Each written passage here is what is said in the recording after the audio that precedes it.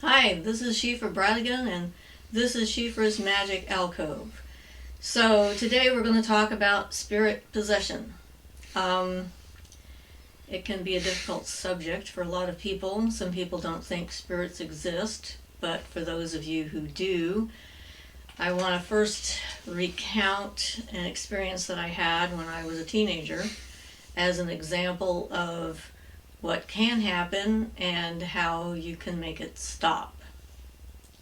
So, I was probably 15, maybe 16 years old when this event took place, and it happened in early spring. I lived in Virginia at the time, and there was a chilly night the night before. We lived in a split level house, so there was like bottom level had the rec room, family room, or whatever with the fireplace, and the middle level was the kitchen and living room and dining room, and then above the lower level were where the bedrooms were, so they were stacked on top of each other. And my room was upstairs, that's where all the bedrooms were, and I was like the second bedroom. Was like at the end of the hall were my two sisters, my youngest sister and the next sister, and then there was a bedroom that was me, then the next room was my brother, and then at the other end of the hall were my mother and father's room. So there wasn't anything particularly noteworthy about this night. It seemed like a regular night. We weren't watching any scary movies or anything like that I can recall. And we had a fire in the fireplace to sort of take the chill off the air, so it was kind of cozy, and the cat and the dog were enjoying themselves in front of the fireplace. And it was bedtime, and I went to bed, and in my room, it's like the door to my room from the hall. If you looked through that door, on that corner would be my bed. There was a window right next to my bed on that side, and then one on the other side of the bed behind me. So it was kind of like, here's my bed, here's a window, here's a window. And I woke up sometime in the night when it was fully dark. I woke up because there was a smell in my room, and my eyes started to burn. And so when I woke up, I was facing the wall with the window, so I was like in the corner kind of thing, just my back to the door. And my first thought when I smelled this, whatever it was that the fire that we'd had below us in the rec room, someone had closed the flue accidentally, and that smoke was filling up the house. So that's kind of my thought process. And then I rolled over on my back with the idea that I was going to get up and go downstairs and check the fireplace and see what was going on. When I rolled over onto my back, all of a sudden, the door my door to the hallway was filled with flame. The whole thing. It's like I couldn't see out my door. I could see my door frame. I could hear the sound of the fire crackling. I could see the movement of the shadows and the light in my room that the fire made. And so I came to the conclusion that the house was on fire. And everyone else family, were all outside that door. And it was pretty clear I wasn't going to get out the door. So, thinking again, I'm like, okay, so the house is on fire. I need to get out of bed. And since we're on that split level, it's not very far to the ground. It's only like, a few feet if you're dangling. So it's not like a full 2-story house kind of thing. It's just a half a story high. And my plan was to open up that window right next to my face that I just turned away from, and to jump out the window, because either everyone in the house was already dead, or they were already all outside and worried that I was going to be dead. And so I came up with a plan. So as I'm thinking this through, and I'm still laying on my back, and I'm looking up at the ceiling, and the lights that are happening with the shadows flickering through the room from the fire are making all these shadows. And as I'm thinking and looking up at the ceiling, I suddenly see this shadow that's darker than the darkest black I've ever seen. It like is darker than all the other shadows in the room, and it flies down from the ceiling and lands on me. So I'm laying flat, and it pins me to the bed. I'm fully awake. I've been awake for a while, so it's not like I was having night terrors, which is something that some people might think was going on. But I'm awake, and it's pinned me to the bed, and all of a sudden it starts pushing down on me, and I know, like it's hard to describe exactly what goes on in my brain, but I have like another voice. Like there's someone else in my head that knows what's going on, and I can hear it talking. And I hear this voice in my head say, I know what you're trying to do, and you can't have me. My will is stronger than yours. And the only thing I can move at this point is my head. The pressure on me was so strong that I can actually hear the springs in the box mattress underneath my bed are actually squeaking as I'm being pushed down into the bed. I'm not afraid at all at this point. I know what's going on. I know what to do. Since the only thing I can move is my head, I start to try and raise my head off the pillow. And it feels like I've got, I don't know, a ton of weight on my head trying to hold it down, and I have to really strain and push and push and push. And I managed to start raising my head off the pillow. I got it up about, I don't know, 15 or 20 degrees or so off of the pillow. And when I got to that point, all of a sudden, this thing that was on me flew off through the ceiling.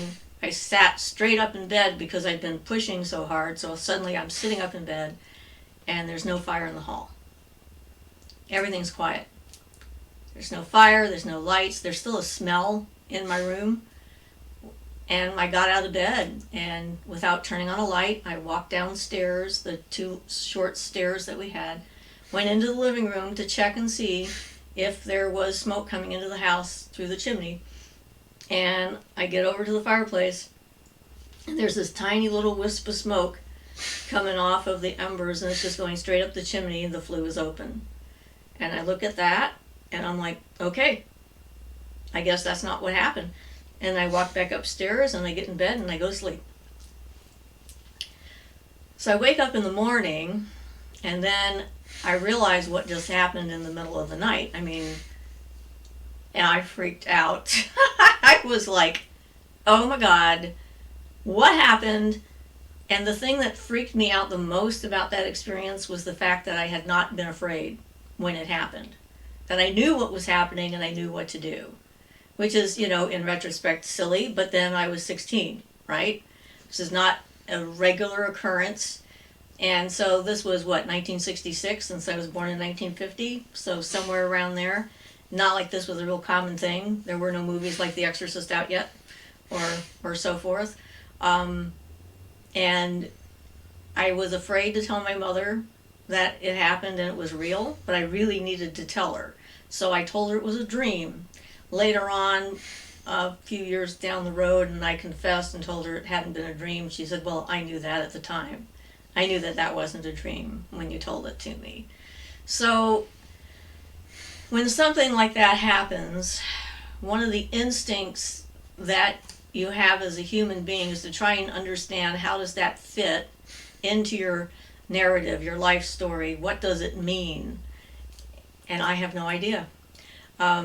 I tried to come up with reasons for why did this happen to me? What did it mean? One of the things I came up with at the time was that some force out there was trying to stop me before I was able to defend myself, and because there was something I was supposed to do and it failed. I don't know that that's true. That's just something we try to make things make sense. I don't know if there's any actual reason why it happened except that it happened and I survived it, and it sort of was somewhat compelling, to say the least, and very intense, and definitely not your average sort of encounter. It was different from anything else I'd ever experienced. So I believe that whatever that black shadow was doing exactly what I thought it was doing. It was trying to take over my body. And I'm a medium.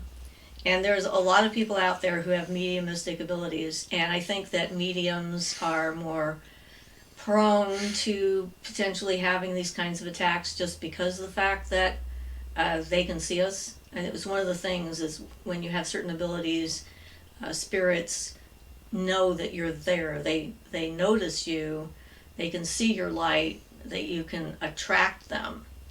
The things that were going on in my house at the time, all the abuse, torture, etc., was definitely negative in nature, and that could be why this thing was attracted to the house in the first place, because of the things that my father was doing and all the conflict that was happening in the household. And then I could have been the target simply because it could see me. And I might have looked like a nice meal, I don't know. There's a lot of things out there in the universe that we're maybe never going to completely understand. So I know that these attempts at least can happen. So I believe there's the possibility that someone can be possessed by a spirit. And the last video we did on the cord attachments, I told you about the guy who attached his cord to the woman in the middle. And there was lots of other things that happened with that guy that weekend. And one of the things that I saw with him was later on in the day, or maybe even the day after, I can't remember which order these things happened in. I watched him walking across the field.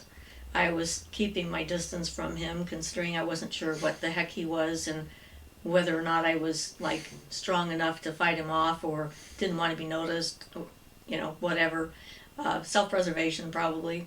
But as I was watching him at a distance walk across the field, I could actually see different spirits come into him, stay for sometimes a couple minutes, sometimes for a few seconds, and then leave. And then another would come in and leave and come in and leave. And most of the spirits that I saw enter him were negative. Some of them were positive. They didn't stay very long. And it was like he was just sort of a revolving doorway. And they just came in and out constantly. At one point, he actually did a sweat with one of the medicine men, and for probably a couple of hours, he was clear. I saw him right after that sweat as well, and he didn't have any other spirits in him at that point. But he invited them to come back in, and the same thing happened over again. And that's part of it, too. It's like, in order for this to happen that regularly, you have to be a willing participant. And I've met a number of people. We had a woman come over to our house once who was telling us without any sense that it was a bad idea, that she was a medium and she was letting any spirit that wanted to come in to come in.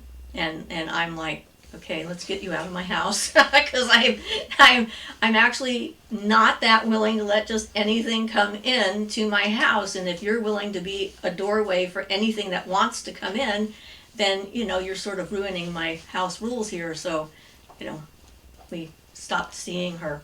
I don't know what happened to her, but when it comes to developing your abilities, if you are a medium, a clairvoyant, an empath, any of these abilities, it's important for you to be in charge and in control of what happens to you, instead of like giving it up to the universe and letting it decide what's going to be your fate, in my opinion. You certainly are free to let anything come in if you want to, but I certainly don't recommend it. And you never know for sure when something like that might happen. The other day I was talking to a client, and the subject of this individual that I saw came up, and I realized that it is exactly this kind of a story, where this guy comes into my office and he's trying to tell me how impressive he is, this, that, and the other thing, and I'm trying to get him on the table so I can work on him. And before he goes into the treatment room, he says, oh, and by the way, nothing to worry about, but I always put a spirit in my therapists before the session starts, and it's not going to harm you or anything like that. It's nothing that will leave a residue, or it's just how I work. And I'm like, what? I'm like, okay, first I'm skeptical, of course, because, people can say anything, and that doesn't mean that it's going to be true.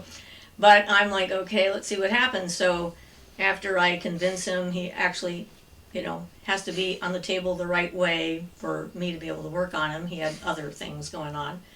And I start to work on his body. All of a sudden I feel this external pressure. It's like pressing on my head. And I'm like, okay, that's not all right. And so in my mind, I put up a hand and I go like, stop. That this is private. You're not allowed in here. You can use this part of my energy field. It's available for your use. But this is private. You need to stay out. And then it backed off.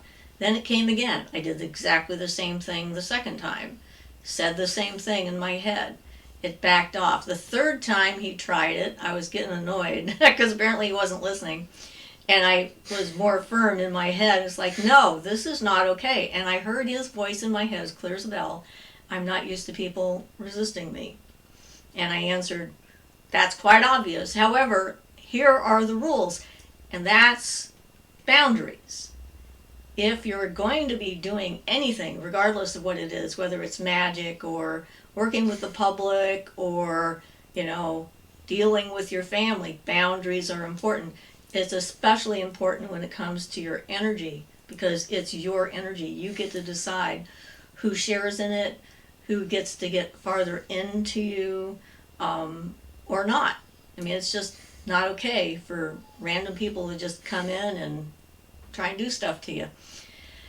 And in his case, I really don't know what the spirit was he was trying to put in me, or whether it was a hook or a cord he was trying to attach to me to feed off me later, whether he thought if he could get in he could sway me and make me some kind of an acolyte for whatever it was he was doing. Didn't work. Never saw him again. He wasn't happy, which was, so sad for me. Yeah, I really didn't care at all. So there's a lot of things like that are out there. And that's one of the reasons for the videos about, grounding and shielding and creating your personal energy field so that you know what it is. Meditation is vital for that, so that you know what your thoughts are, so then you can identify someone else's thoughts. And I've had this similar thing happen on some of the paranormal investigations I've done over the years. I had one at a local theater. They had a haunted object. It came with the object, and I went in there and felt this presence of this man, and he was very excited that I could see him and he could see me, and he had this important message he wanted to give to somebody, and he comes behind me and starts trying to press into my body so he can get his message out, and I'm like, no, not gonna happen. And so then he got mad at me. I realized later I neglected to tell him I was coming back to help him. This was just our initial walkthrough, so I knew what was happening, what to expect, and what I needed to take care of, because it was a tangle of things between him in the closet and the two children that would come and play with the balls, and the energy was going through the theater and pooling in one place and making everybody dizzy and sick up there. So there's always more than one thing happening. So I made a rule after that experience with him, because when I came back to help him, he was quite angry, and it was very obvious, and I'm like, hey, I'm sorry, but I never said I wasn't coming back. So, drop the attitude and let's get on with this. And so then I helped him to cross over. And, there are life, and especially the life of a psychic or a sensitive, is confusing a lot of the time. And it's okay for it to be confusing, to hold back your judgment about what's happening. So how to prevent it, of course, is what we talked about. You can prevent it from happening to yourself rather readily by having boundaries, your own mental and psychic boundaries, and deciding what is and what isn't okay to happen to you, because it's your life. You're not beholden to everything that exists to just be an open doorway and let them do with you what they will, because you don't necessarily know that what they have in mind is a good thing. And there was another, in my early days, there was a case I had with a friend of the family, and she was having extremely violent thoughts. In fact, she was a barber, which was kind of bizarre. And whenever she was like working on a guy and shaving him, she wanted to slit his throat, which was not good. And she had a lot of poltergeist activity happening around her. And so, the question is she being influenced by another spirit or something like that? And she actually came to me in a dream and asked me to help her. And I had one of my experiences with what they call the Akashic Records. And I was shown her past life and how she had died with the idea of coming back and killing the person who had killed her. I won't go into all of her details. There was a reason for that. She wasn't a nice person. But she had sort of a dual personality, one, a previous personality from a different life, and the one she had now. And so it's sort of like a possession, but it's not really a possession. It's one of these gray areas. And not being able to discern things causes huge problems when it comes to psychic abilities and knowing things. I mean, we met this woman who wanted me to work on her, wanted me to travel to work on her. She was trying to convince me she was a nun of the universe or whatever. She called herself Lady something or other and considered herself like a light worker. She wore all white, and I actually was introduced to her because she drained one of the other massage therapists to the point where they thought they were going to die.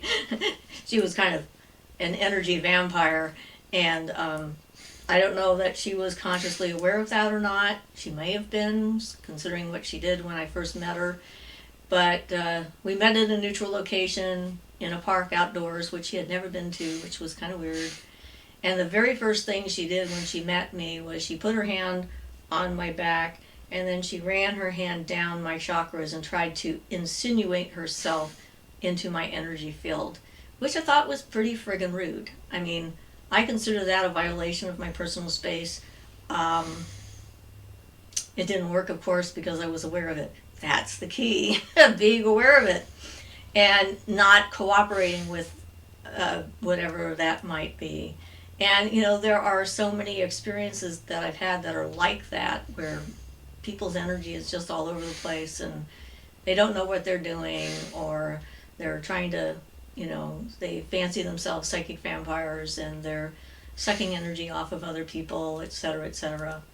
So I think that belief systems have a lot to do with the outcome for something like that. For example, if I was Catholic and I had that experience when I was a kid, I'm pretty sure my mother would be taking me to the church and talking to a priest, and then his notions about what was happening and his definition of what it meant would be part of what happened to me later.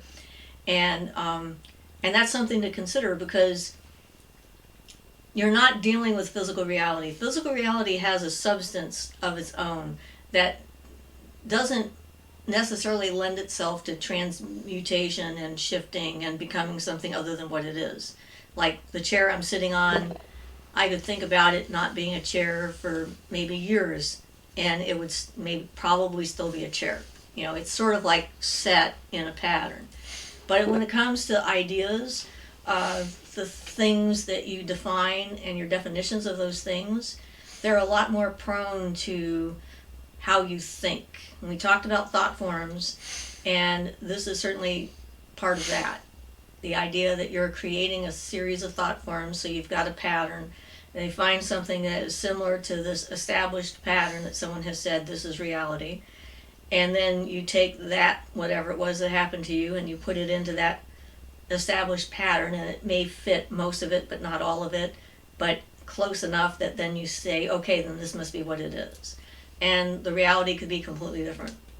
So one of the things I really try to do in everything that I do is to not jump to conclusions and to not automatically define an experience by a set of human the concepts that humans have had about good and bad, or light and dark, or anything. I mean, I realized at one point that when people have defined everything for other people, but the universe and life, the planet we live on, is filled with all forms of consciousness, all kinds of different forms of consciousness.